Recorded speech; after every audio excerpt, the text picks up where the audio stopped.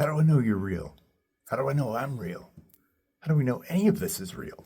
Is death even a thing? We ask all these questions and we ponder quantum physics and what it can and cannot explain and Possible fabric of the universe. how to wrap our heads around all of that. Stick around, this is a good one.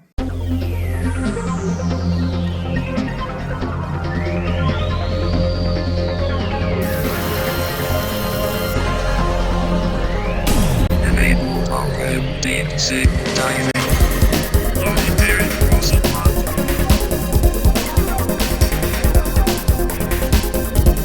Lower PC roster.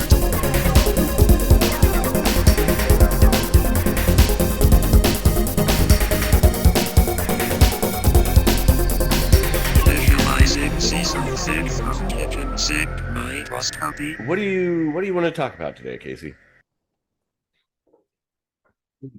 Quantum physics, man.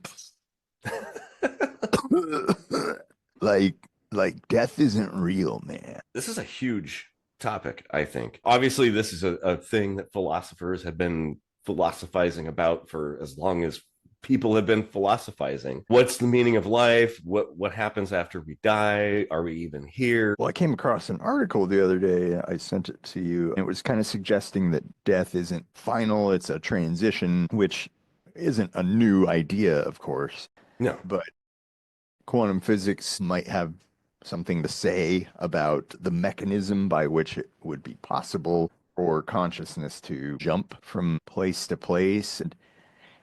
And I got to thinking about it. We can't destroy matter or energy, right? Whatever we are goes somewhere in some capacity. Yeah. Without the body, it's hard for us three-dimensional beings to imagine how consciousness as energy could stay cohesive. You think of it like water. If you take the cup away, the water doesn't stay in the shape of a cup, right? Yeah. So, like, But the water doesn't disappear. Right, yeah. So I don't know whether or not our actual selves would stay the same, but it might explain things like deja vu. It might explain things like innate feelings or things that we're just born knowing. Yeah. It's not just humans, of course. We see that in nature all over the place. Certain animals are born and they're walking by the afternoon. Why does it take us so long to learn and they can do it right away? Maybe it's something that's just a long-standing history of cosmic connection. We also think these other dimensions are this exact moment in this exact time with different decisions that happen, but it could just be that time doesn't start until you end up there and live it out. The wormhole beings in DS9, Cisco had to really struggle to get them to understand time because they didn't get it. Everything exists. To them, time is just the existence of a thing, right? In a two-dimensional world, it's like a slice through 3 dimensions. The people living in this two-dimensional world only perceive that one slice, but you as a 3-dimensional being could just see all the slices at once. You're like, oh yeah, there's no past or future. I can see all of it right here. Time could be very similar to that, to somebody like a 4th or 5th dimensional. From that perspective, is time even really a thing? I mean, obviously it's a thing, but is it the thing that we think it is? Like the past, right? As soon as the past happens, it's gone. And until the future happens, it doesn't exist. We can already observe relative time dilations in an amazingly compressed space. If a clock is physically moving, it appears the time is going slower than a clock that is just sitting there. A watched pot never boils, things like that. They have to adjust for that with GPS because the satellites, they're moving. If you're moving faster or slower, time passes differently. If you had a watch on Earth, or if you had a watch on a Voyager probe or something, the time will be different. They'll drift from each other. I had this idea way back in the day when I was kind of wrestling with religion and science and the conflicts between the two and trying to figure something out. What is the universe and what is God? And how, right? How is it possible that God could create the universe, and why? In essence, I came up with this idea that God exists outside the universe in the beginning. The universe is absolute chaos where anything that can happen does happen. So this being comes into existence because, well, it's total chaos, right? Stuff is appearing and disappearing. There's no forces or laws, just total chaos. God pops into existence in this brief period of time and realizes, shit, I'm going to disappear. So God makes a pocket of order within this chaos universe and then slips into it and then builds a universe of stability or relative stability, shall we say. I give you women. Not so pretty women. I never thought Def Leppard would come into one of our episodes. And this might be blasphemy coming from a scientist such as myself, but what if the scientific method isn't real either?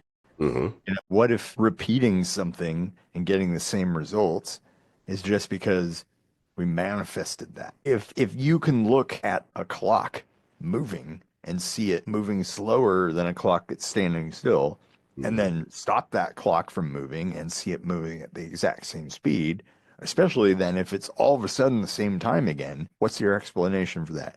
How do you repeat that? How does it jive with the world as we understand it, right? Yeah. So even something like being able to do something twice with the same results, what if that has absolutely no bearing whatsoever on whether it's real? It may not, actually. If we assume that maybe the further out, the outer shells of our dimensional world are more and more chaotic. And I realize that feels like floating in deep space without a tether, but like, like that's how things are, It very well could be. I'm an atheist, but I'm an atheist agnostic. I believe in, I guess, the force. There's something out there. I don't think that any of the explanations that man has come up with over the centuries and millennia properly defines what is actually real. All these difficulties and things that we run into, and life is so shitty. That's the challenge. If you played through the game of life running on God mode, it would be boring as hell. Totally, just like playing a game where you're totally OP and you can't die. That's boring. Where's the fun in that? Where's the challenge? You want to have something like a hill you have to climb, in a sense. Try to look at life that way. These difficulties, it's not like the universe is out to get you. It's a personal challenge to overcome this adversity. And if you fail, well, hey, you know what? Even in video games, you die. It happens. Okay, maybe you have multiple lives, but hey, you know what? There are video games where you don't. You get hit once, it's game over. One of the things I think people overlook about just life in general, America is very divided, very bipolar, politically cut in half, and by design, of course. Mm-hmm. Yep.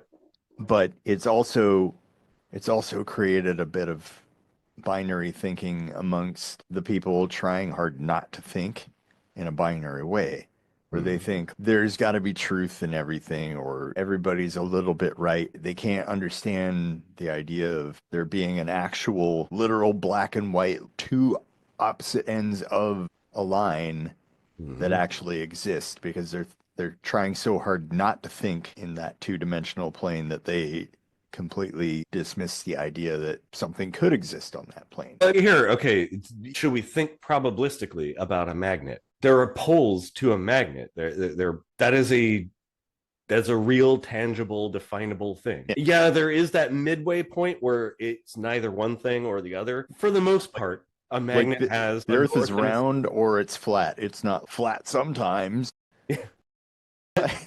Yeah, exactly. That's the thing. It's like we have to be able to recognize when there are concepts that are actually a dichotomy, binary. Like there's only two possibilities.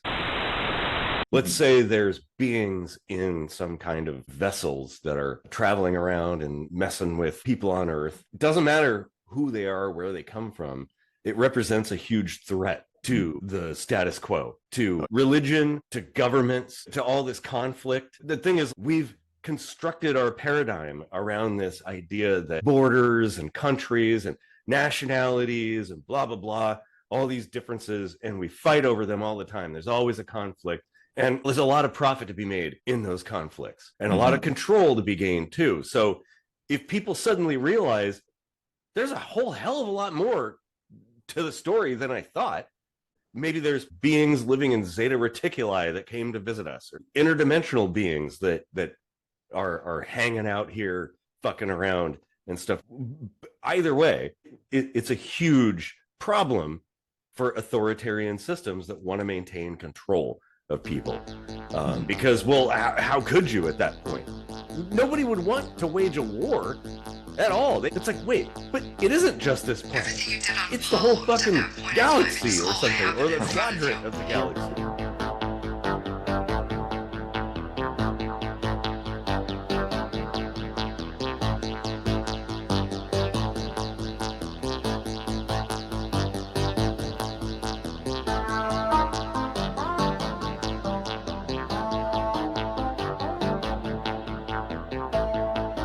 Each mission was exciting, but Apollo 11 was special.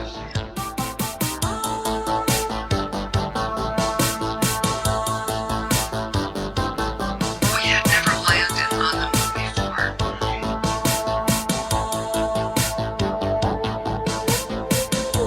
Supporting Houston's mission control.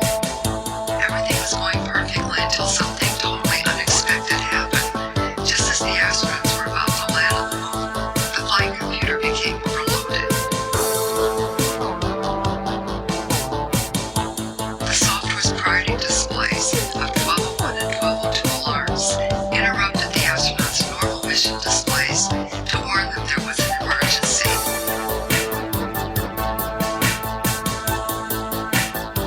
Allowing NASA's mission control to understand what was happening and alerting the astronauts to place the rendezvous radar switch back to the right position.